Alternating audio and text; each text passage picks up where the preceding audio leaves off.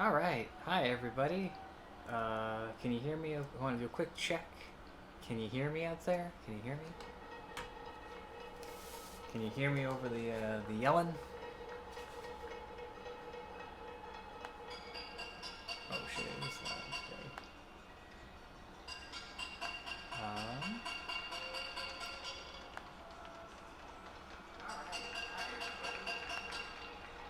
Um.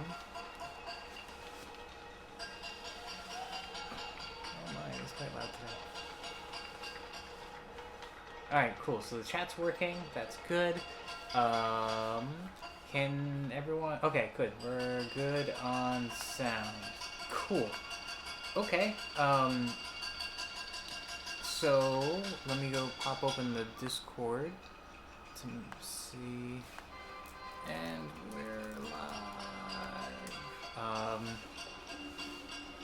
Let's see. Waiting for some more people to pop in. Oh, we might wait for some of this to pass. It is.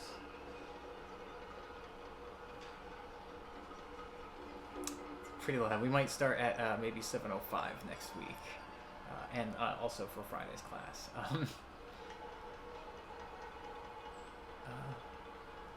Okay.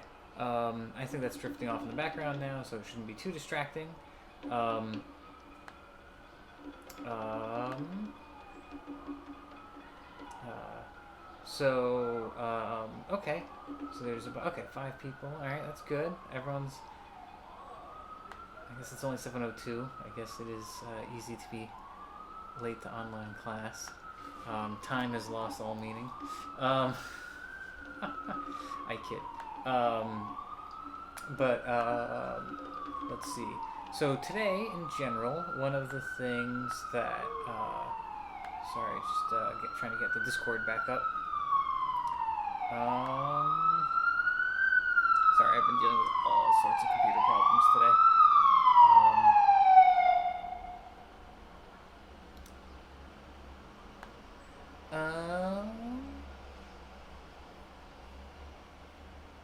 Okay.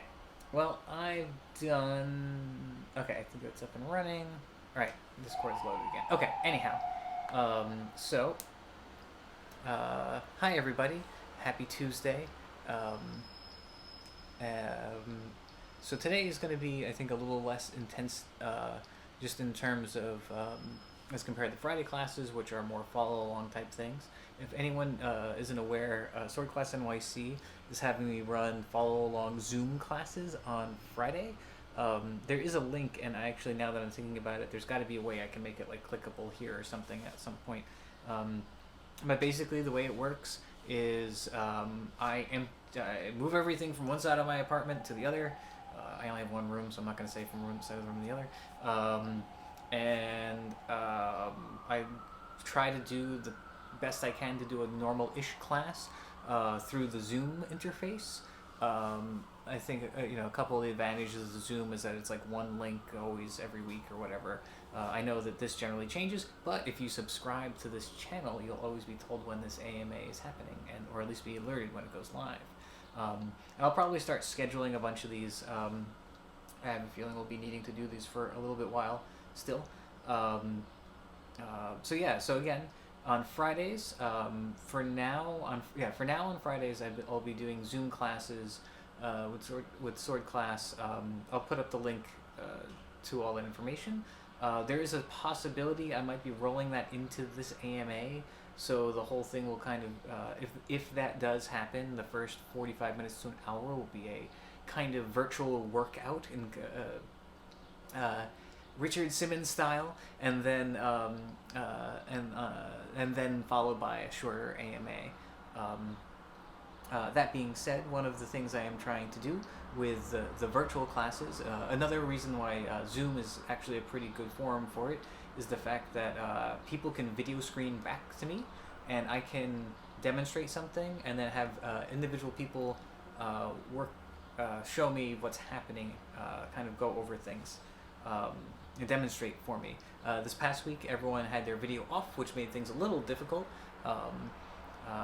Folks, we all need haircuts. I get it. But going forward, I would like to get everyone everyone seeing each other, right? So, also, if you haven't seen it already, the Sword Class NYC Online, I've been putting up a bunch of classes. This, I'm hoping, this week, maybe. I have a little bit of a freelance project going on right now, so time is a little tight. But hopefully, coming this weekend, where I will have some more content up. I have a whole really, really, really great package lecture ready. Sorry, just got a message here. Do the youngs know who Richard Simmons is?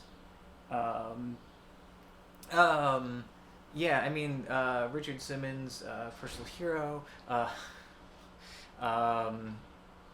Only half kidding. For you, yeah, I posted some Richard Simmons homework in the Discord, and all the kids hang out on Discord. So yeah, I actually think it's quite good. It gets people moving anyway. But yes, yeah, I don't think the class this past Friday was advertised very much. I'm going to try to get a little more word going out there. That being said, Zoom classes are free for now. I think that's a very important note. The online classes, I don't know. I only have author subscription, so I don't know what it looks like on the other side. If folks know, please let me know. Sword Class NYC Online. I think it's .teachable.com or something. Don't quote me on that. But check it out. I'm developing a whole online curriculum. The new one that's coming up is the Foundations pod is already there, and I've been building upon the beginners. Well, I hate calling it beginners, but it's a fencing tutorial. It's basically, if someone has never fenced before, how do you get to fencing? And I think there's a lot of good material and foundations in there that we can all use. Let's see. Cool kids. Yes, Dylan is a cool kid. All right. So today, April has kind of ended up being mindful practice month. There's been a bunch of materials coming out about that. A lot of I think it's good to have a lot of discussions about it, but I think it's more important that we implement it, right? But anyway, one of the things I've done for today is I've prepared a bit of a reading series. And this reading series is actually from, oh no, where did I put the book? It's across the room, I'm not getting it. So earlier today I was kind of paging through while looking through for some material, not just for this, but just to also kind of include in some of the classes. From a book called The Hustler by Maya Soderholm. Actually, wait, it's right over here. I can show you. Oh no, what did I step on? Okay. Sorry, I was organizing things in my apartment today, so everything's a bit all over the place. A bit of a reading from this book. It is one of a sword professional, martial artist, and kind of a self-defense teacher that I highly respect.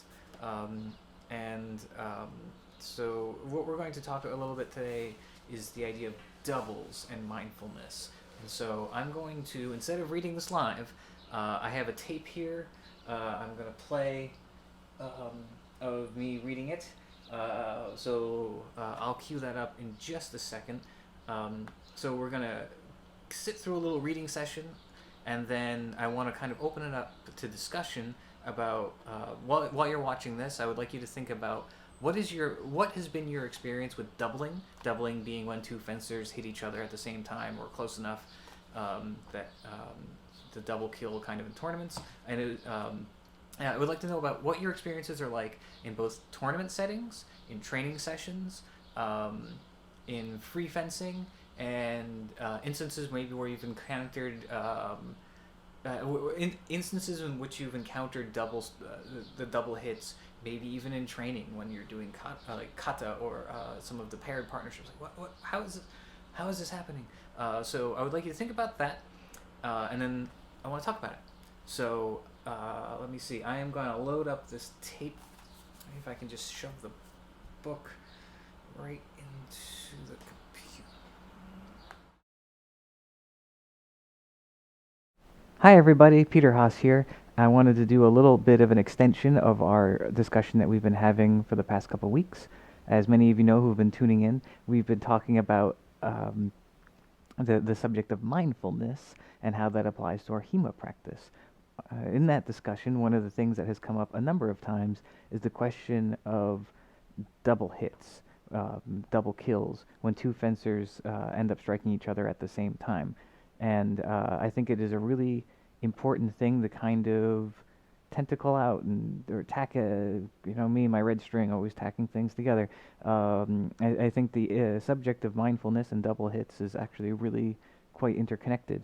So one of the things I wanted to do is talk a little bit about my some philosophy that I kind of jive with in terms of how we should be training for a lot of these things. Uh, Ultimately, I think they are impossible to completely avoid, but I think that there are logical ways that we can avoid them, right? One of the things in martial arts is that we are attempting to, the thing that was always taught to me is number one rule is to stay alive. The second rule is to end the fight as quickly as possible, regardless of what that means. Um, what I want to do today, actually, to kind of stir up some conversation, is I wanted to read from the book The Hustler. This is written by Maya Soderholm, and it is about swordplay and the art of tactical thinking. Um, Maya is also the one who wrote The Liar, the Cheat, and the Thief, which is one of my favorite books. I'll actually post links to both of them so people can check them out if they wish. So I'm gonna, and actually anyone who has the book and wants to follow along, this is the first, this is the first edition, the 2019 first edition, and I'll be reading starting on page 23. The chapter is entitled Cripples and Corpses. Um, the vast majority of martial arts systems train face to face, outside of some grappling arts, in a very very symmetric context. It could be argued that successful assassinations and ambushes technically needs no martial art, apart from stealth, teamwork, and correct targeting. There are martial systems that train sentry takeout techniques or similar, but most train face to face, be it on the battlefield, being accosted on the streets, challenged to duels, fighting bandits on the road, or guarding the village. The view of most martial arts systems today is that the adversary is an anatomical puzzle that needs to be dismantled. The systems teach practitioners how to use the ways humans have invented to strike, kick, throw, lock, pin, choke, knock them out, cut, stab, and break them. As someone once said, they are about the manufacture of cripples and corpses. The vast majority of these systems also seem to be taught in exactly the same format. There'll be some warm-ups and then some basic exercises related to skills you need to develop. For instance, footwork, power generation, or structure. Maybe there will be some solo forms and patterns to remember, and weapons manipulations drills if weapons are part of the system. After that, the majority of classes are then spent learning techniques. These techniques are learned in a structured manner, working on the body coordination and positioning for preset solutions to a variety of attacks.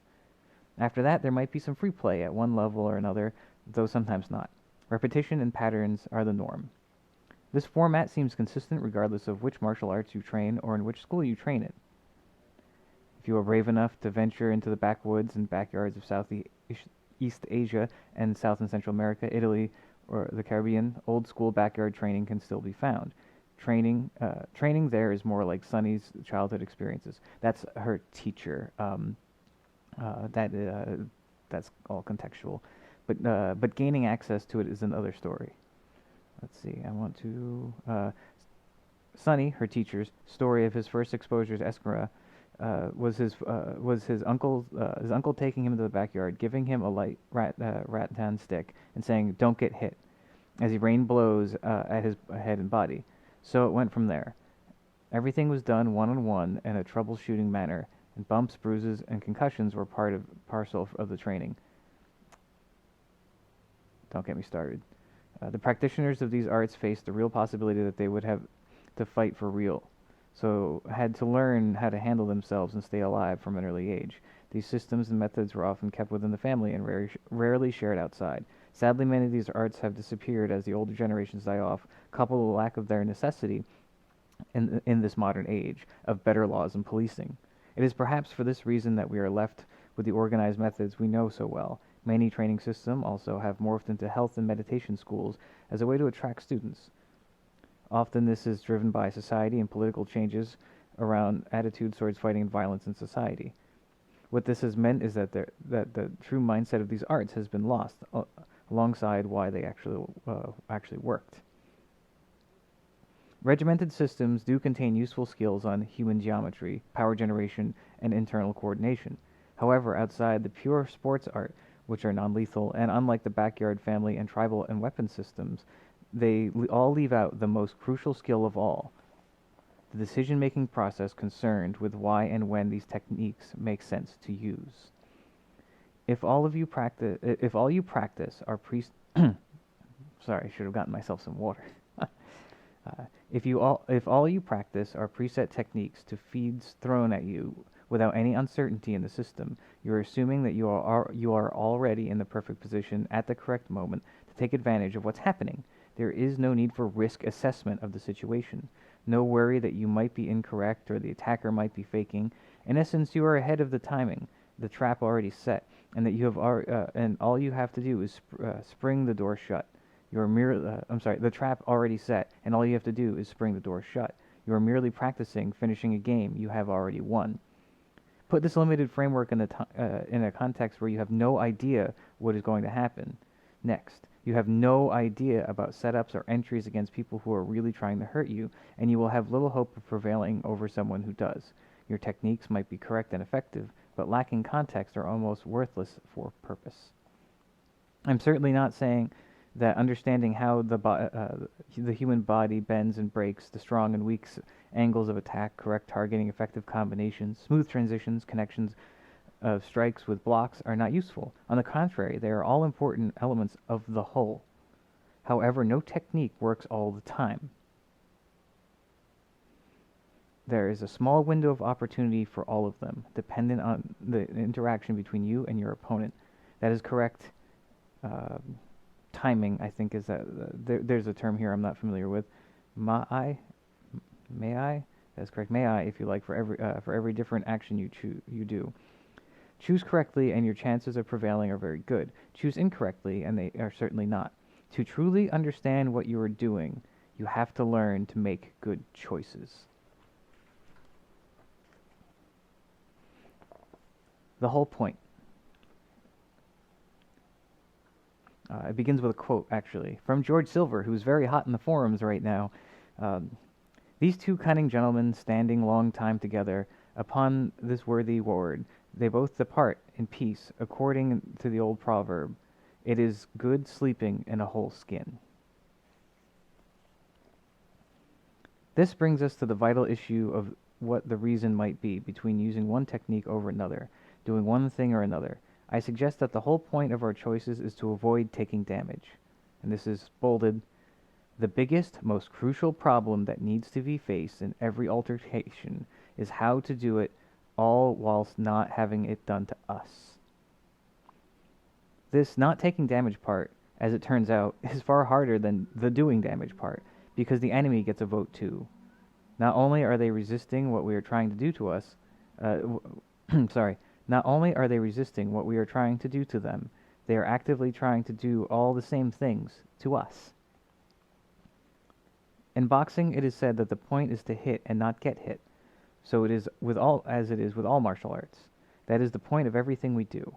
It sounds simple, but the practice is not that easy. Anyone who has been on the losing side of this understands this. A losing side of a fight understands this. And then she goes on at length to describe her personal experience.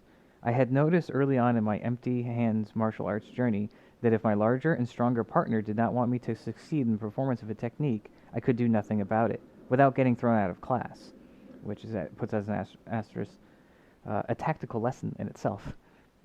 It bothered me even more that they could make me do it regardless of how difficult I was trying to make it for them.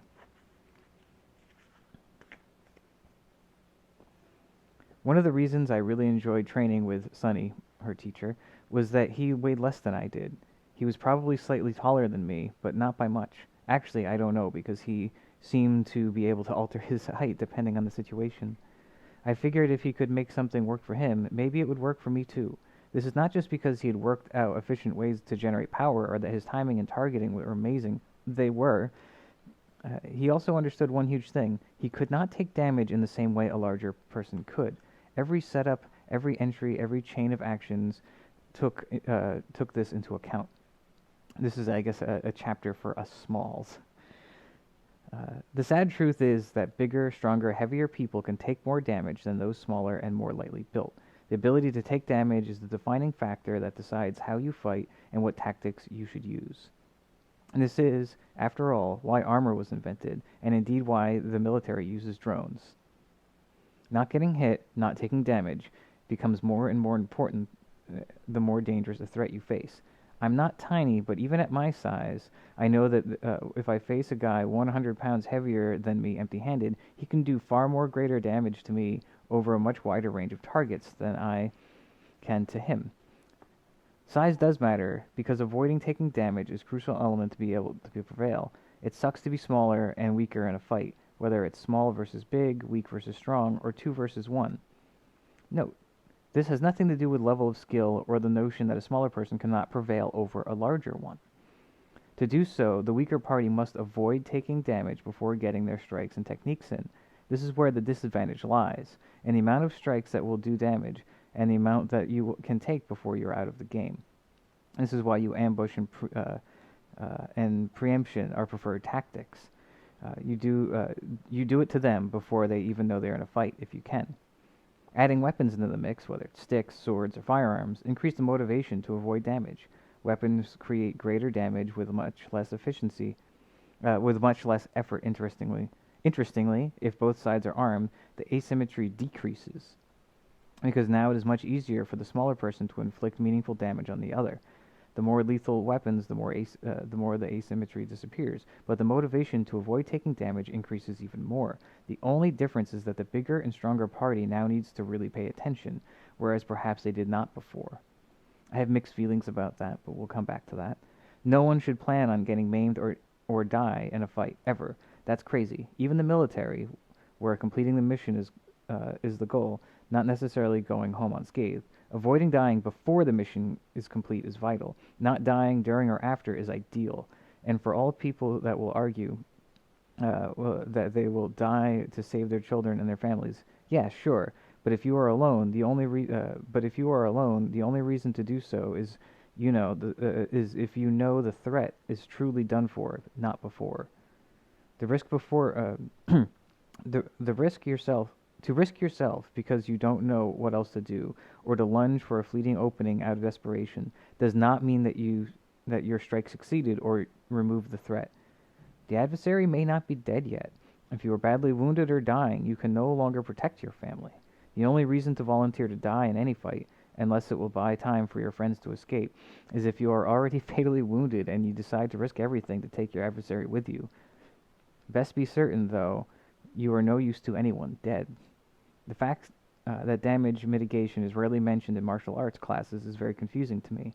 We merely pay lip service to it. We talk about range, covering, protecting our heads, and blocking kicks. We learn how to parry swords and use our footwork to keep out of trouble. How about actually practicing the decision-making, the risk assessment, and tactical thinking that is the root of component of keeping us alive? To recap, my contention is that all martial arts contain tactical thinking, and that tactical thinking enters around mitigating damage. Damage mitigation means making the correct choices about what to do next.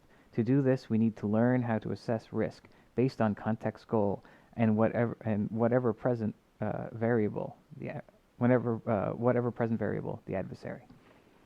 So. And then the book goes on. So I think this is all very interesting. Again, I have some issues with talking about the. I agree to a certain degree. The asymmetry does begin to decrease when you start having two opponents with, say, swords, right? But everyone knows I'm a huge proponent of height and weight classes at tournaments, for the reason that even if, say, someone who is 4 times my size is given a sword, and I'm also given a sword, yes, I've made their life has become suddenly more difficult, but they are still at an increased advantage, right? Especially when we're working with something like swords, I can keep a person to at bay to a certain degree, but there's also that window in which they can come into grappling range, right? They can come into close distance and start changing the rules of the fight. Um, and so, really, what I wanted to do was go through this a little bit and kind of talk about, in terms of mindfulness, or raise the question of mindfulness and doubles. Um, and this is something that I now want to pass to all of you out there for discussion. And I will probably continue talking about this a little more in the live stream. Okay, future Peter, they're your problem now.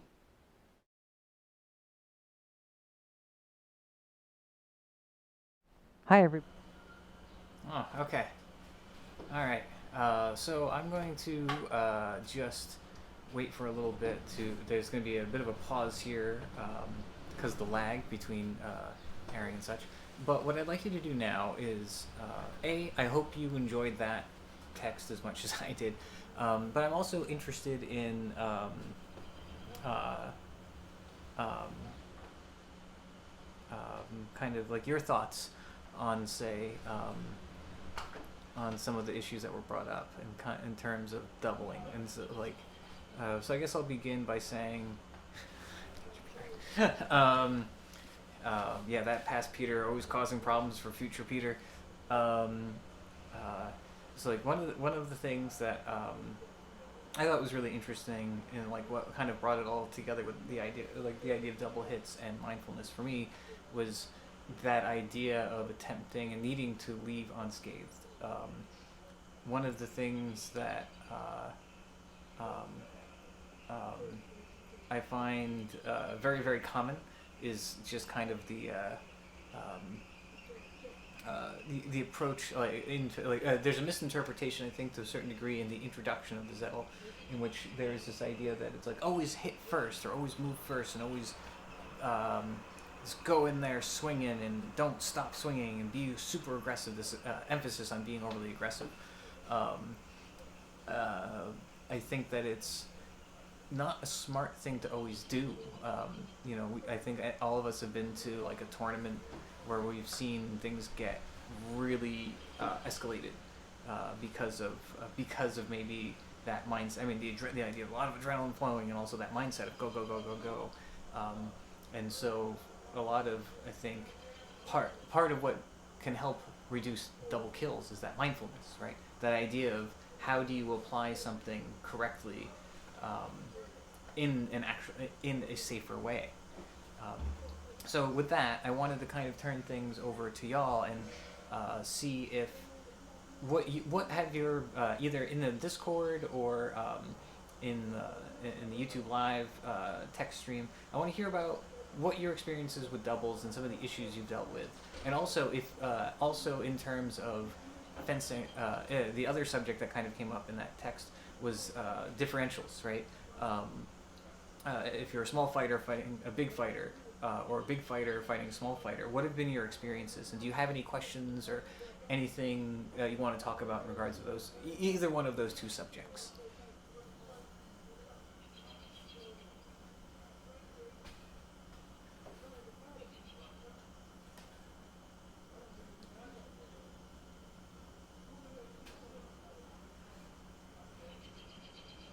Oh yeah, yeah, something in the yeah.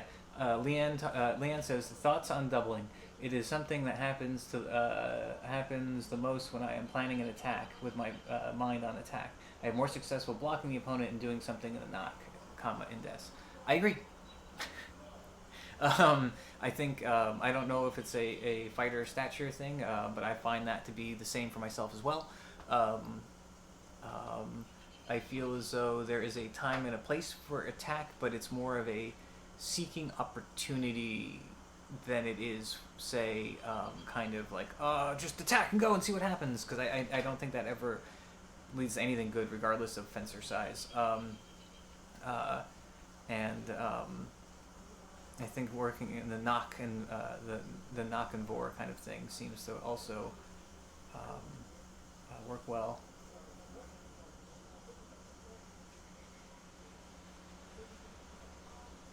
Oh yeah, I mean also I mean to be fair, like Leanne asked about like doubles in tournaments seem randomized as to who's judging, unless there's something really blatant. They've come to consider some things I would consider double are called afterblow or simply not observed. I completely agree. I mean, judging is always going to be an issue in any tournament because humans are humans and it's hard to see things. And uh, there is no uh, um, there is not an atmosphere of self-calling in HEMA. There is not that, and I think there are very, very few fencers who are willing to raise their hand and say, no, they hit me, kind of thing. And there's also some judges that don't care. But, and, and also in terms of like afterblows, I don't understand why we don't consider afterblows doubles, to be completely honest with you. The idea of I guess scoring an afterblow, it just seems, especially since there is this constant chant about the idea how it's a martial sport. The idea of afterblow rewarding a fencer for making a stupid attack, um, and then penalizing with, you get penalized maybe 8 point. Like instead of getting 3 points, you get one or something like that. Does not seem to be teaching good habits or encouraging good things because it's a very gameable system. Um, and yeah.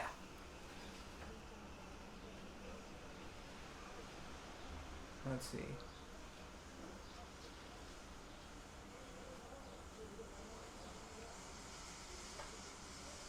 Yeah, I mean, also Joe makes a point like people, uh, um, um, um, Joe makes a point where like yeah, if you are possibly going to be murdered, you act very differently. There's a very like very very different stimulus response. Anyone who's ever like done any type of sparring in which you're using low gear, or even if you're doing like even like sharp low no gear fencing, you're not attempting to hurt each other. And so I mean I don't know how many people if you've ever been in like an actual like a fight like with people you didn't know, or some type of violent physical altercation where no safety was guaranteed. um, you react way like, and from personal experience I know that I had a very weird and opposite, like very very different reaction than like I thought, than we or I think we would. And like you don't think like, oh, I'm gonna stand here and kind of do this, like do the Budo thing or whatever. um, um, you know but yeah, putting a sharp and you can see also, and I always go back to this because my Messer, my love, is highly, at least the form that I teach is highly influenced by Haitian machete fencing, of which I've watched way too many actual machete exchanges, um, uh, and the way that you think even people who are self-proclaimed machete fencers act versus like in that actual environment, it's very fascinating. Also, yes, there are tournaments that which people are not allowed to self-call, which I think is ridiculous, um, because I think that I think encouraging self-calling encourages equally encourages a certain level of good sportsmanship. And I think I'm not saying that there's bad sportsmanship. There's a lot of hugging and a lot of great people. Um, I just think that overall, um, there is kind of it forces you to be a little more aware of the situation instead of like I'm just gonna go in until like there's like a classic drill like fight till you hear it, like the people who are watching say halt. Okay, maybe you shouldn't be fighting that whole time. Maybe you should be fencing, or you should be more worried about keeping yourself safe. some of the best fencing I've seen of any kind has mostly been not many exchanges or clashes of the sword, because it's a lot of people trying to figure each other out. Um,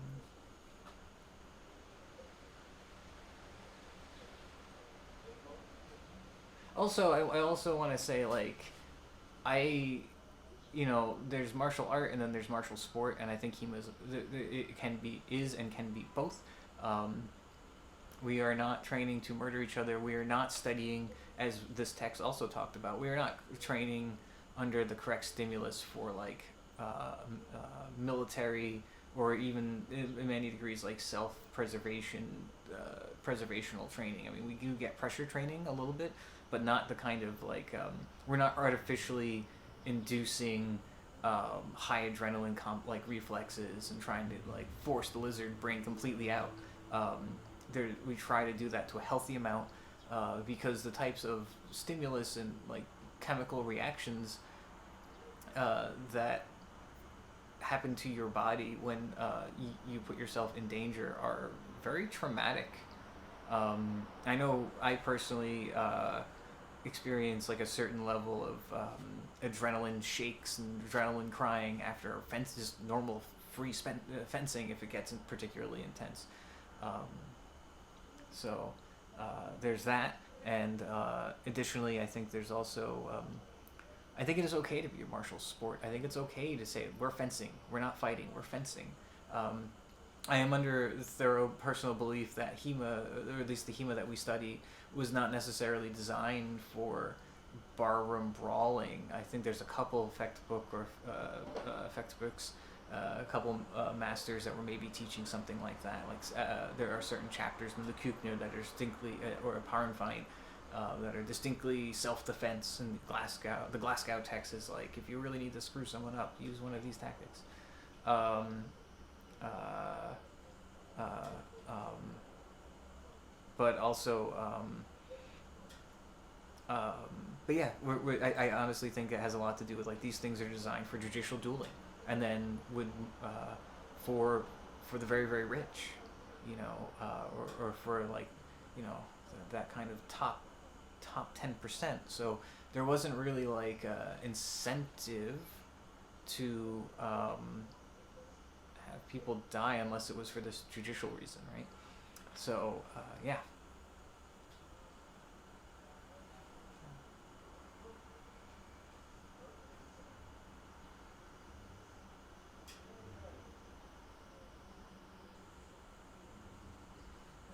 Shorter fencers need to get good faster, especially. Yeah, Eric makes a good point. A lot of fencers who are like myself, I'm a smaller fencer. I It is harder, and it is one of the kind of constant uphill battles that I'm always having to engage in. Is the idea that the bigger folk are always gonna have that advantage in reach, that advantage in distance and timing and movement, and we have to find other ways to outsmart them. Because I like I'm not gonna like I'm not the fastest fencer, but I have okay speed, but I'm not gonna be fast forever. Um, so there's that. So I do have to find smarter ways to fence. Um,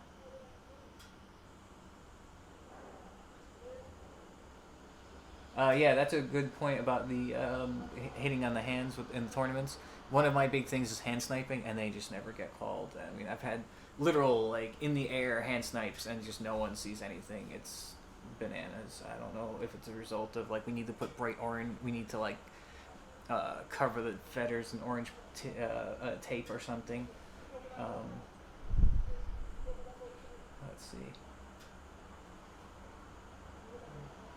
At a higher level, we are still pretty KDF focused in this group. Win and KDF allows them a perfect attack. Yeah, no, I agree with Joe. The perfect attack is one else that defends you. But I think also Soderholm also brings up a really good point in which, it's hard to make that perfect attack, right? I mean, ideally that's the art. But when is your opponent lying to you? When are they cheating you? That's, I think, the bigger question that makes fencing really hard.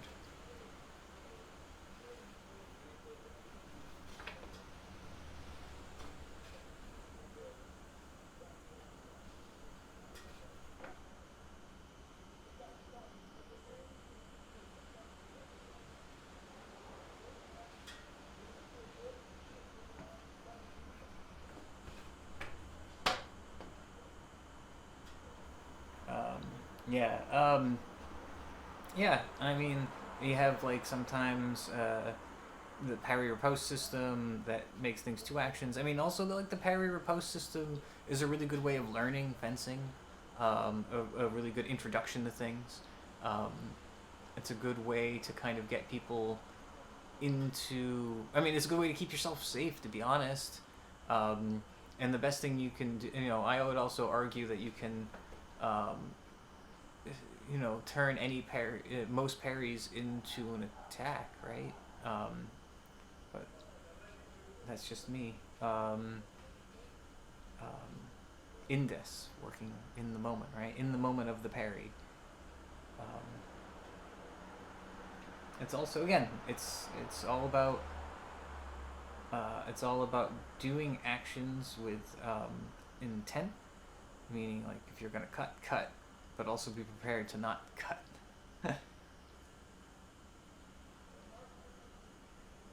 Yeah. Also, yeah. Justin brings up a good point. Like teaches concept of tempo. I agree. Timing is something um, we have that's mostly implied in the Lichtenauer stuff, which is fine. Um, um, yeah, yeah, of course, and like, yeah, responding effectively is always, I think, one. That's a question. That's one of the number one questions I get uh, in class is we're learning all these techniques, and how do I know when to use them? Aside from, or like, they work very well in the drilling because there's these very specific scenarios, but then in free sparring it turns into something else. Maybe that's what we'll talk about next month. But it's that card catalog in your brain, and one of the things that I really love about Maya and her teaching is that she really breaks fencing down. She doesn't teach one type of sword. She teaches the fighting with swords, and she acknowledges the different existences of like Fiore and the German and the English and all the variations of longsword and rapier and side sword, etc., etc., etc. But she breaks fencing down into very, very basic concepts of it's all about high, low, left, and right, and in those things, it's all about in the question of in or out, and then everything else, all the systems are just superimposed on top of that, which is that's a topic for another time because I'm gonna get into like teachy, straight up teachy mode. Uh,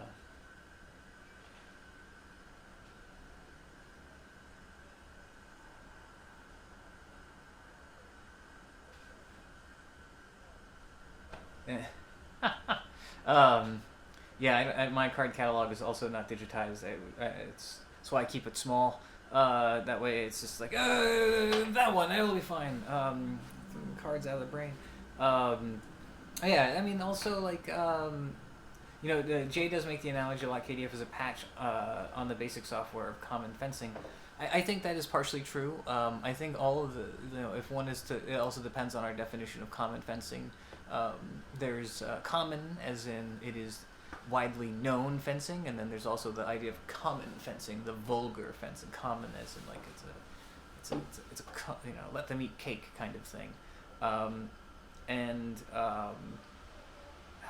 yeah, it's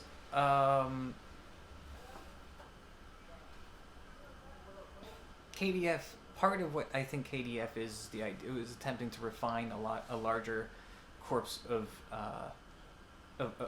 fencing techniques and try to distill it down into a very particular model, educational model of the time, its era, that classical thinking model, classical argument, um, and there are a lot of things, and I think that, but this is I think true for um, all martial arts. There are techniques, and then there's foundations, and I don't just mean foundations, and this is how you hold your. Oh, actually, yeah, I do actually mean all that.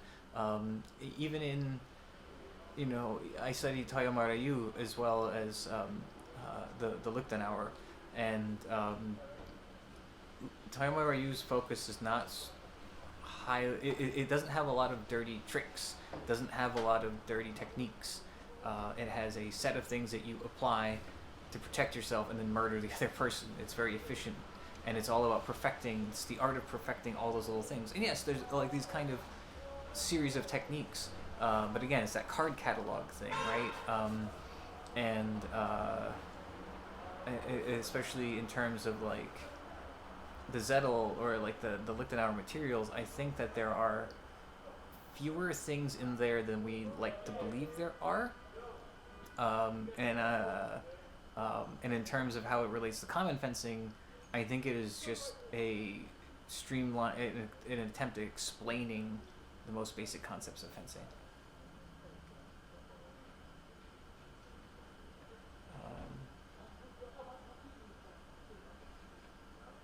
Let's see, I have the...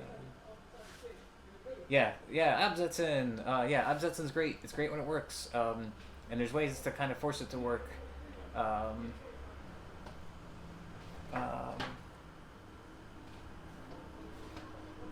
it does feel good when it happens, and it is very much, especially when you've set it up, when you try to get the person to do the thing, and they do it, and you get it to work.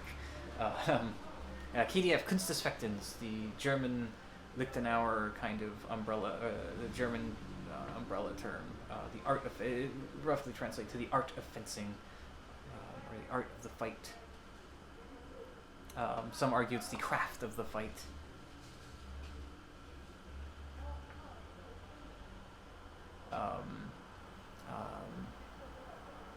Yeah, and I think and it's interesting. We do need to focus on the foundation stuff, the beginning stuff, what makes the system the system. And in Kunstfechtens, it's the Fühlen, right? It's like the windings and the Fühlen.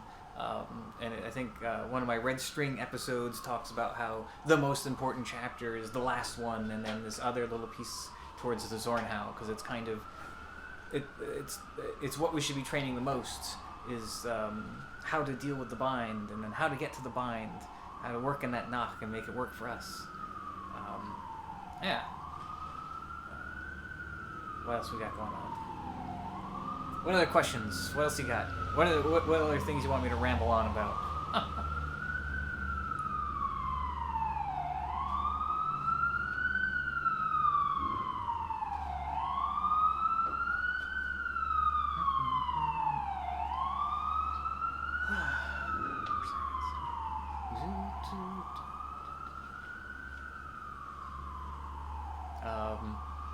One thing I've been thinking a lot about is how we can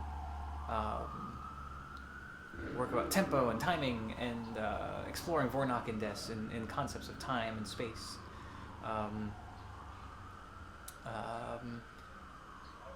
It's hard when you don't have partners. Bigs versus smalls. Oh, what about it? I think I need to get myself a drink for that topic.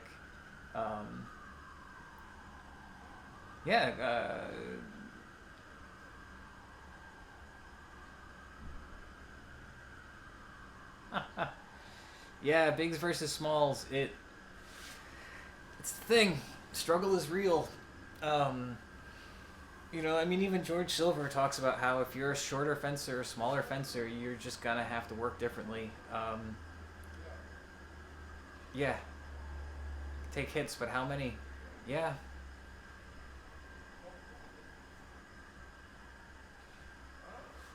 Yeah, and it's also, in general, certain things are just going to be easier for the bigger folk, and yeah, we take the hits and try to do our best with them.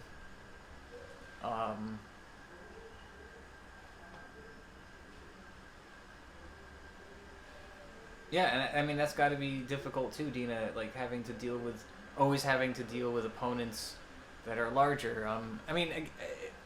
Again, even when you're tall, having to deal with an even taller opponent is a pain. in all honesty, it's like I am a big proponent of height and weight classes in this sport, in HEMA, because I think it's a safety thing. We're swinging 3 to 4 pound crowbars at each other. I know I have gotten at least one concussion, um, doing sword sport. It's not cool. And I think that it's not being like, oh, all talls are hitting too hard. It's a culmination of um, tournament activity, and also um, just kind of the reality of people who are larger don't know, or hit naturally harder in a way that isn't always um, that they know. It's that how hard they're hitting. That's the thing. Um,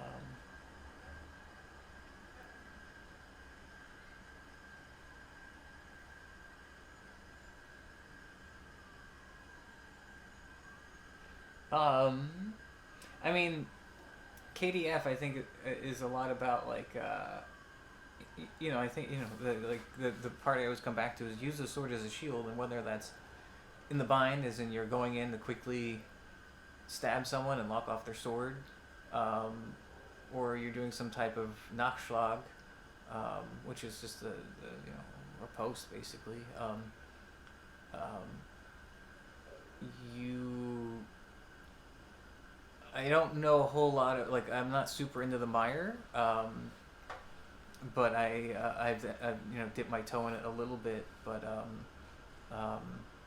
it might have something to do with just the idea of how do I put this?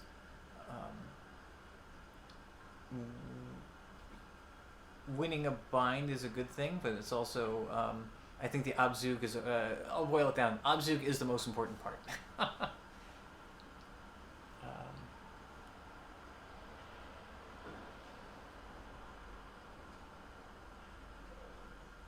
Started catching up to a young tall dude who probably didn't think much of the fight, and resulted in at one point. So, what? Oh my God, I'm sorry, Leanne. That's awful. Real quick on the bind issue, Joe brings up a point. People overestimate how long a bind is in KDF. I agree.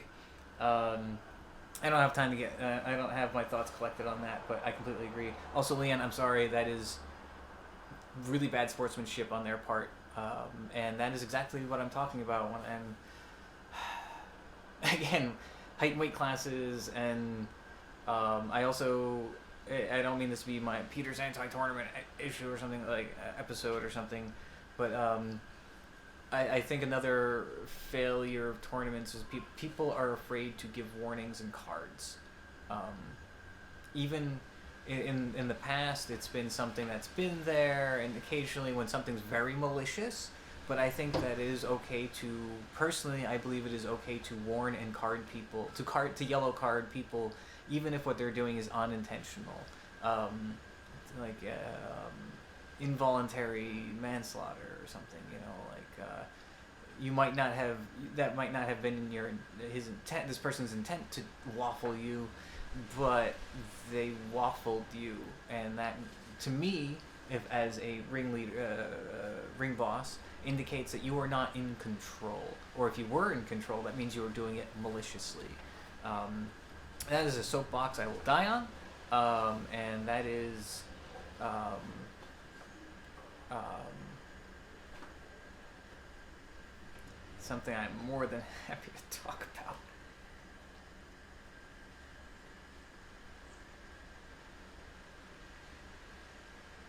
Yeah, again, tournament, about the stepping up. Like, tournaments are adrenaline, like it's adrenaline's running. People want to win, and that's okay. When we do HEMA, we are participating in an act of consensual violence, and it is difficult sometimes for some folks to kind of remember that, and they have to measure, like but even within that consensual violence, there's still an expectation that I'm still going to be able to walk away from this fight. That's why it's a sport. There needs to be enough competitive, enough, com- competitive enough, competitiveness enough to like want to win, to like encourage you to do the thing that makes it fun to a certain degree, um, or some challenge. But at the same time, it doesn't need to be slaughter.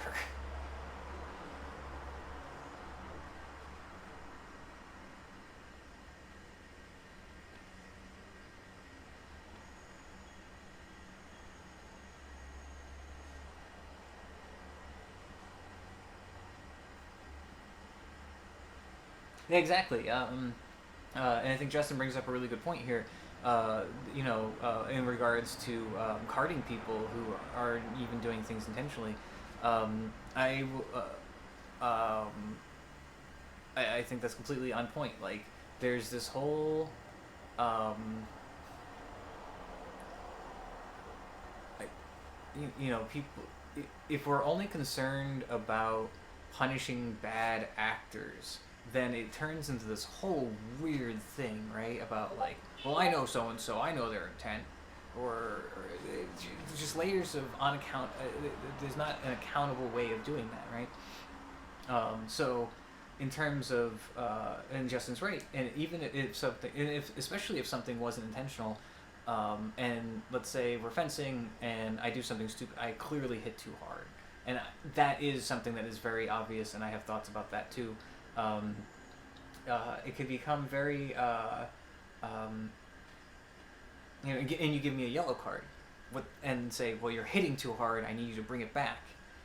I know, I didn't mean to. Okay, um, and like there was an instance where I think I might have been fencing with Justin, and I tripped over my own shoes.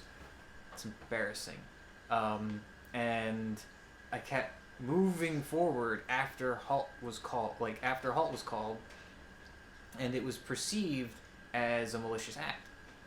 Now, in that case, um, to a certain degree, maybe they should have given. Maybe they saw what happened. Oh, someone said something like, "Oh, why didn't you stop?" I'm like, "Oh, I fell. I tripped. Um, it was my fault. I tripped on my own feet." Um, I'm wondering if maybe that's an instance where I should have been yellow carded, just for the sake of the fact that, like, well, we called halt and you kept falling forward. You need to not do that, and that's a wake up to me. Don't trip over your own feet. Accidents happen, but that doesn't mean you're not responsible for them, right?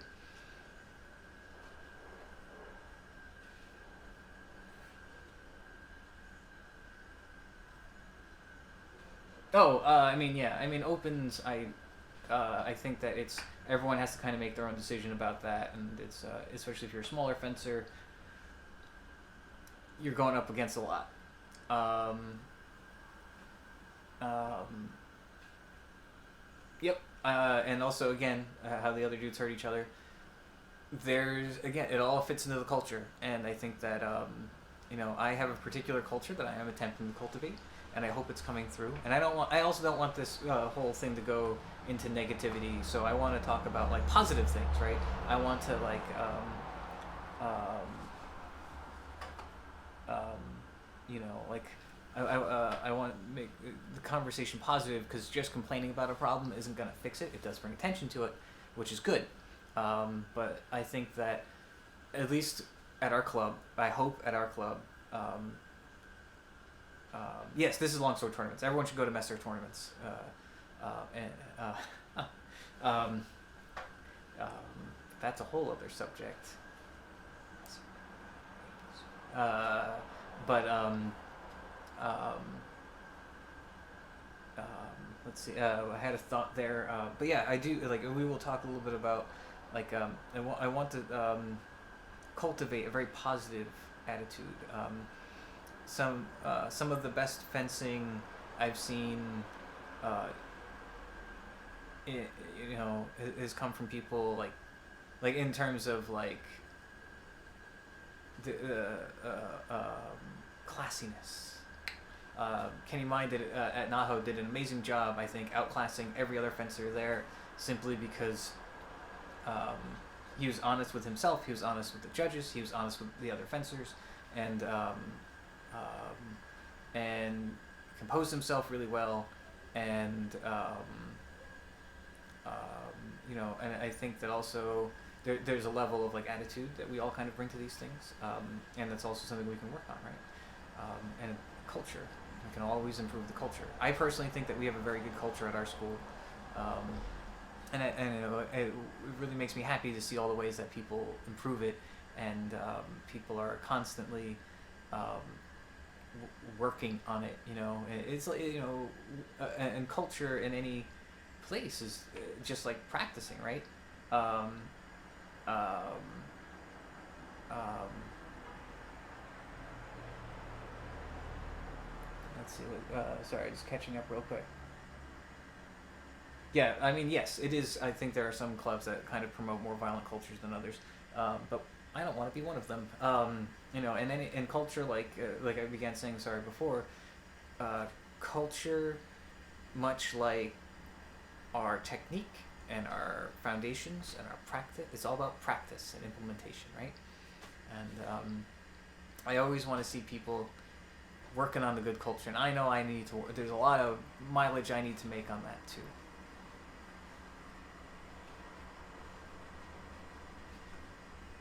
Um,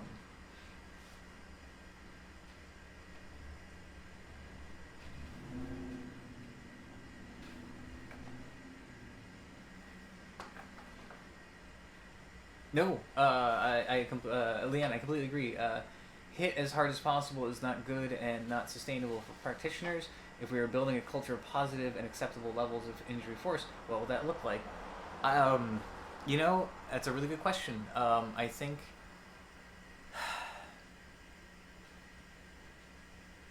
there's a lot to be learned from it's about approach, like how are we approaching these fights. It's about the energy we bring to them, and also I think it's about actually having conversations within our club about how we fence with each other, and I and this is controversial, but there was a really good. I think it was Clash of Claymores during the Saber. Was it Saber or Longsword tournament? I respect. There was a moment in which I respected a fencer. He was fighting someone larger. I would say physically larger, bulk wise larger, but around the same height. And there was a moment in which um, uh, there was exchanges. There was an exchange made. It was thrown out, and you could see that the one fencer was getting was like already like a little frustrated because the other guy was watching this fight. The opponent was hitting pretty hard, and then for the second point came in, the opponent hit him really hard again. Shook it off. The first time he'd mentioned it, right?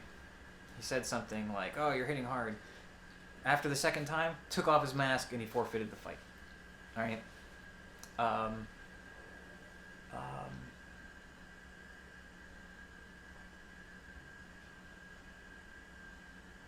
split. Yeah. So it's kind of like, and I respected that fencer because if people are warned, even if the judges aren't willing, and this is something that I think people need to feel more comfortable doing, even if the judges aren't calling the yellow cards, saying something, or having a coach say something, um, and like, uh, and not being afraid to concede the fight if someone is being unsafe. I know there have been times when I've been training, um, even at our school, where I've gone to my training partner and been like, "You need to tone it down. You need to tone this down because it's going too hard." And if it continued and like gotten to the point where I threatened to walk away, to that person's credit, they corrected themselves. And this is not a single incident. This is something that has happened many times. But I think that the important part was that, like in our school, the fencer tried to correct it. And it's not something I always see at tournaments. And I think also, yeah. split pools into open and YOLO, and so we can all self sort. Huh. Um, is this kind of yeah? I mean, yeah, yeah. If only some people focus on power more than form. Yep, that's true. But then that will one day crumble. I think hitting as hard as possible is inversely correlated with good technique. I think there's like a weird chart there. Like hitting as hard as you can is gonna like help you power through certain technique to a certain point, and then when you hit that certain point of technique, it's gonna be like hitting a wall. Like you're never gonna get past a certain point, right? Until you start adding the form and the tempo and all the other educated parts. Let's see exactly what the. Oh, I think some people focus more on testosterone, less good for form striking. Super death swings don't help learn technique. Nope. Some people don't care about learning technique. Some people are in it for the medals. A lot of good fighters can spar solely with minimal gear. I completely agree. There's a lot of fencers at our school that I really enjoy fencing with like low gear, like Dina and Katie, and Kenny. I'm trying to think who else do I do like low no gear. Tristan. I mean clearly. Talk about no gear, but you know, because we trust each other, and I know Joe. Yeah, Joe too. Like we trust each other when we fence, and it's good. It's good. It helps us refine our technique to a new level. You know, like the idea having to move. You know, like let's say you're doing a wind, having to think about that entire action of the wind. Where's my hand during all of that time? Is it doing this, or is it doing this? You know. Good. Let's see. But I could see how trying to execute techniques faster could lead to harder swings. Yes, and I think part of that. But as you do the techniques more and more, you learn you don't need to hit as hard because you're using other things other than sheer brute force. Things like leverage and taking advantage of the weak of the blade, or if like you know, if you need to be hitting someone that hard to make it work, then you're doing it wrong, in my opinion. And it's also there's also that self-correction. It's why communication is very important. Saying like getting hit really hard, like having your partner say, "Hey, that hurt. Can you tone it down?" is message for you to figure out how you need to calibrate that, but at the same time. The more you refine a technique, the less effort you have to put into it to make it work. I don't know if you've ever seen some of I'll use a Budo example, like for Taimei Ryu. Some of these guys that are practicing are in their 80s, right? And they're cutting mats that are like my thickness, like a number of mats rolled together at my thickness, and they make it look next to effortless. Like they're putting in less effort into this than I put into cutting like one mat, right? And you see them cut one mat, and it's like it's not even there.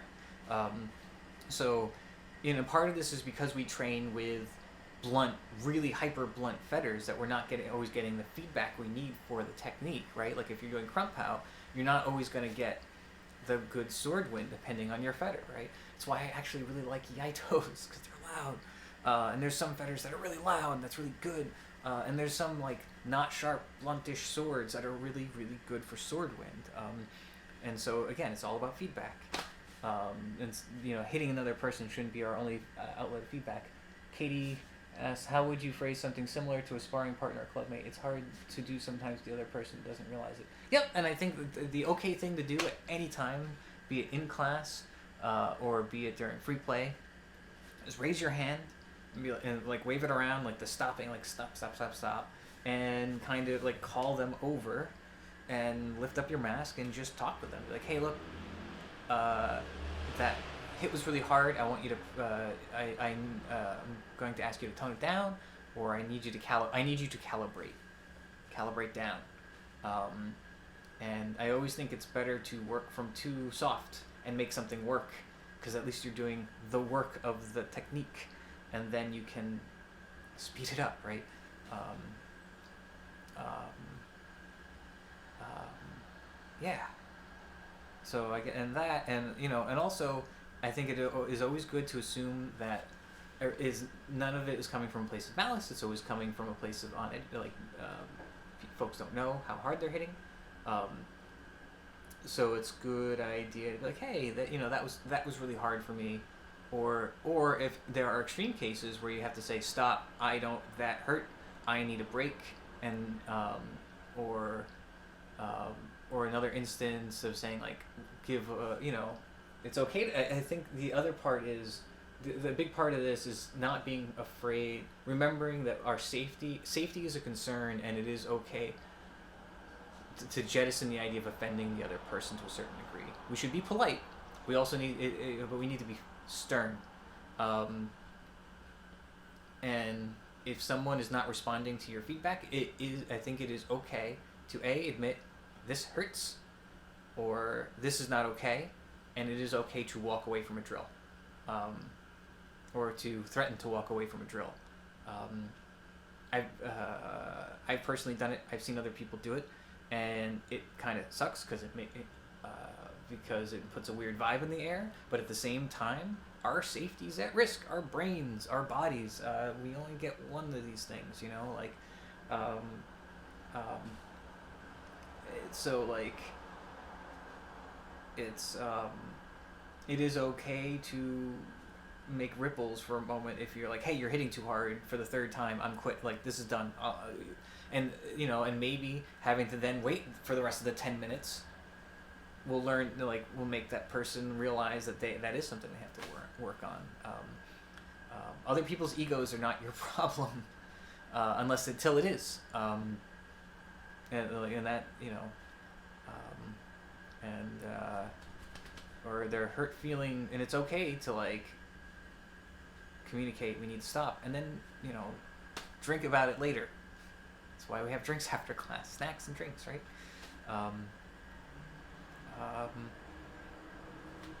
Yeah. Any other questions? We got about 15 minutes left.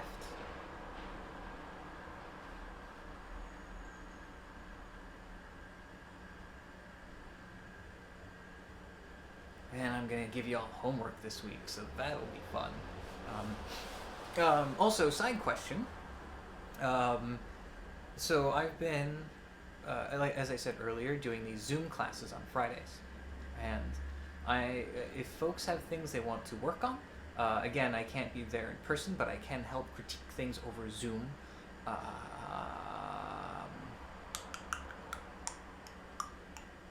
I wondering, what I did last week is I taught a couple of basic kata. It fits more into the peri-riposte world, but I think that it is again good practice. Or I should say shtuka. It's not really kata. It's shtuka. It's pieces, and with things to kind of focus on. So, are there I was going to do more of that, kind of review last week's, and then give a couple more for this week. If there's anything particular that people want to work on Friday, either say something here or like talk to me over Discord, or any of the social medias, email, phone calls, etc., etc. I know who phone calls. No one calls. No,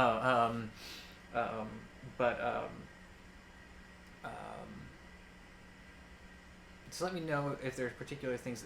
Let me know how I can be helpful.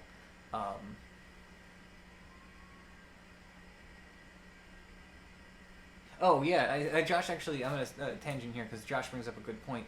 He brings up trapped by our own egos too. No one wants to look weak. Again, I defer to the book Fear is the Mind Killer, because they talk about this a lot, and I think that yeah, it's a huge problem. We don't want to look weak. We all try to power through things to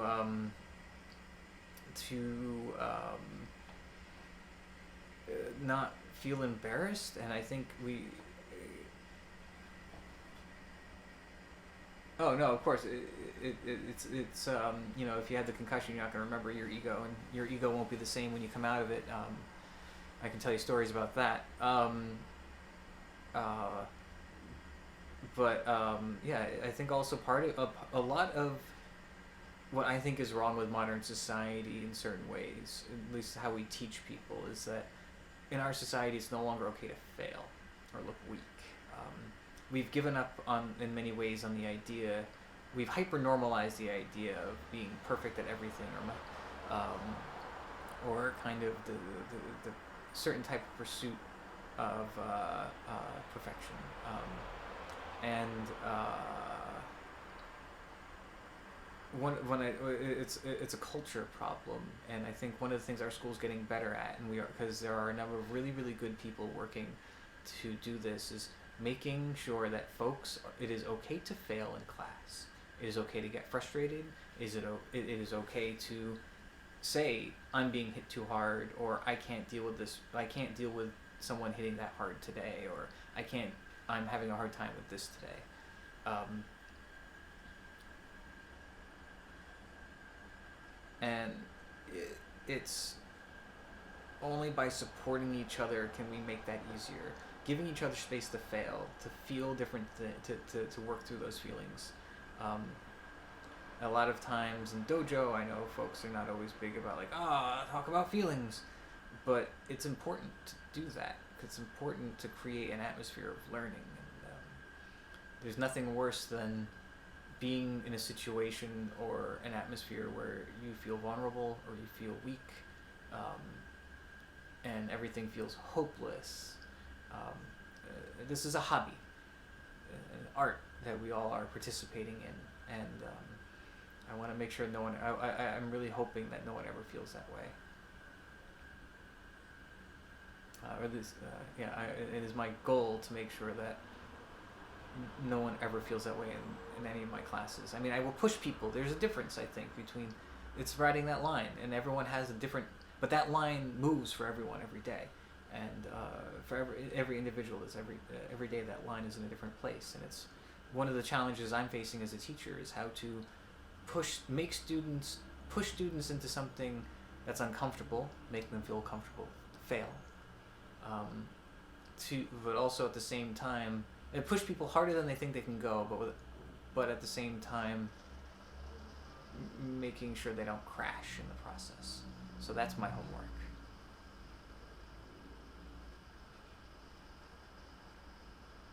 Oh yeah, that is, I also agree. It is difficult to see when people are play acting, they're okay, and when they're not.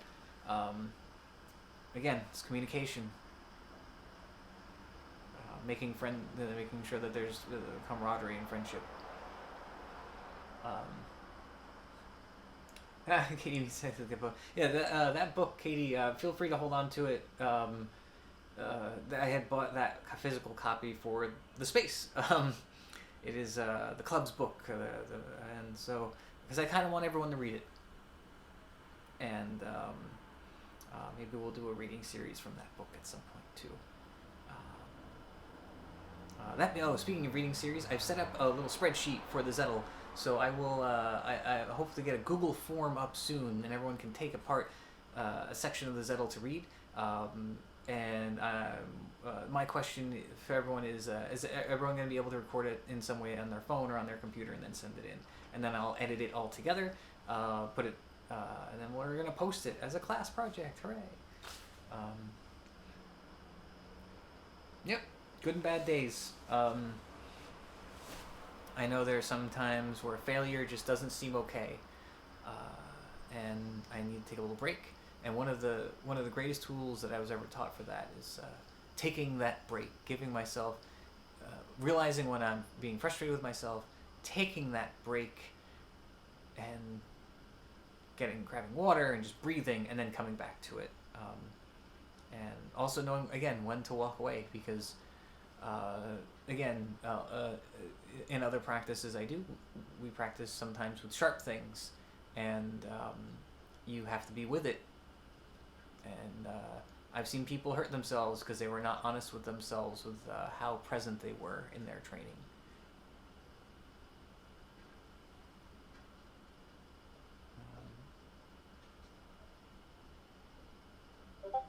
Oh, Dina, that's a good question. German or English or both? We could do both. Um, but that's up to all of you. Um, Actually, it might be kind of fun to hear people pronounce the German words, including myself. So yeah, we could do. I think yes, Dina. Maybe we will do both. All right, we got 10 minutes, 9 minutes. Oh God, 9 minutes. Questions, comments, concerns. If not, I'm gonna crack open a beer and work on my commission, or pour a glass of wine. I think. No, I still have some beer. Both. Auf Deutsch. Both. Good idea, Dina. I like that. Also, one other thing that I wanted to put out there is if folks are, I know there's a lot of crafty people in the sword world. If you have any um, projects you're working on, let us know. We will promote them.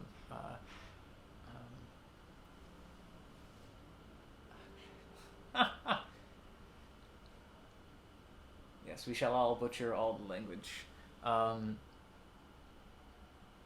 let's see. While I'm waiting for stuff to come in, there are two really good blog posts that came out in the past couple weeks that folks should take a look at. The first was by Katie Mead about mindfulness, and the second one was by Dr. Josh Wickman about finding a messer, and with some really great data and some spreadsheets. If you like spreadsheets, check it out about finding a practice messer. One of the things that I've been doing with the Messer folk, and this is the Messer folk have all been participating in a blog that we've been putting together, longestmesser.com. I can't believe that domain was available. One of the things, and I've been asking a lot of the folks who do Messer to contribute to that blog, and I think there is a New York Longsword blog. I don't know if it's for staff only, etc. But I do have my Squinting Rabbit Longsword blog, so I wanted to encourage folk to if you have an interest in some if you have a research project you're doing, or something interesting that you found, or something you want to write about, or if you have art that you've been doing that is sword related, and want to show it off, and we have space for that. We have space for we have a place that we can put it that isn't just the Facebook for the greater world, and which I think is always better. I despise Facebook as a platform. And, oh yeah, that's a good point. I'll ask Edelson about the longsword stuff. My main focus has mostly been Messer, the Messer blog, because I don't have access to the other stuff. This is not my purview. I have to follow the chain of command for that. But if there's anything, but if there's anything, I mean, also I think Edelson might have been so far the only person posting, but they might also just be looking for articles, which if you have longsword related things, that might be the right outlet. Or if you have generalized things, and we can figure something out. Let's see. All right, folks, we're gonna wrap it up. Again, if you have any research things, blog post idea things, or topic ideas in general, let me know, something we can work out for the blogosphere. If you have topics for Ask Me Anythings or any Zoom classes, please let me know. A big challenge for me is kind of figuring out what to do with all this time when I can't directly interact with the students,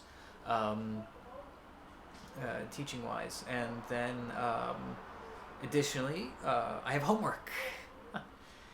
So yes, everyone's homework, one subject, one conversation subject, one topic, In addition to that, I want to hear from you about how do you warm up? How do you get ready to fence? How do you are there techniques that you use? Are you doing yoga? Are you doing basic stretches? Are you doing taiso, etc., etc., etc.? I want you to get ready to talk about those things next week, because Kat has put together a little yoga piece about that involves mindful breathing and mindful yoga, part of the stretching that she does for class. And so we're going to be sharing that video next week. And in general, that's the other thing. I don't want this AMA to just be me on one side of the screen talking all the time. And so one of the reasons I'm really kind of promoting people to write blogs or kind of pre-recording things with Tristan or Kat or I want like other people to do things too. If you want to have a Zoom conversation, I can record the Zoom conversation. We can cut that together as a package to share our thoughts and our conversation with other people. So yeah, it's so those are the two pieces of homework.